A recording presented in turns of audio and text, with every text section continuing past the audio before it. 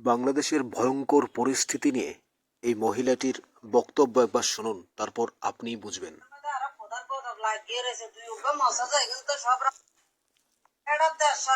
দেশের মধ্যে আরো খোদার গজব লাগিয়ে রয়েছে, দুই উগ্র মশা যায় কিন্তু সব রাজাকারের বাচ্চা সকল মরছে।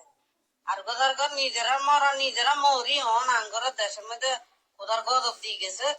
উত্তর বাচ্চা সকল তোরা কারবালে পয়সা না আন্দোলনে যা বুক এখন বাতি দিছে গাড়িছ। হ্যাঁ, নিজেরা মরা নিজেরা মরি হন দেশের মধ্যে গজব আনিয়ে লাইছে। হ্যাঁ, যুদ্ধ হন আরেকবার হইব দেশের মধ্যে। যুদ্ধ কি এটা যুদ্ধ হয়েছে, যুদ্ধ তো দেশ স্বাধীন হয়, এটা বালা করে আরেকটা যুদ্ধ হইব। এবারে কে থাকে কে বাসা আল্লাহ মাহবুদে জানে। এতদিন তো আন্দোলন আন্ডা যাইটাই নন আন্ডাও যাবো আন্দোলনে এবারে। হ্যাঁ, যুদ্ধ একেবারে এবার সেরা যুদ্ধ হইব আরেকবার। এর পরে দিয়ে দেশ কয়তে স্বাধীন, এটা হেডার যুদ্ধ নিয়ে হয়েছে। মনকির বলা হল রাস্তাঘাটে মানুষের দোয়ান মহান ব্যবসা করা দিয়ে এগুলোরে উড়ে দিতেছে। ছাত্র মাগের বলা গেল এটা টেস্ট খাই ম্যাচ খা দিয়ে না যাই টেস্ট লো।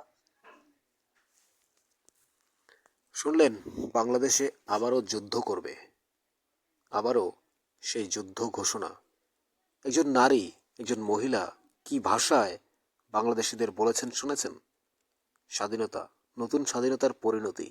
বাংলাদেশিরা না খেয়ে খাদ্য, লুটপাট, অত্যাচার, নির্যাতন চলছে দেধারসে।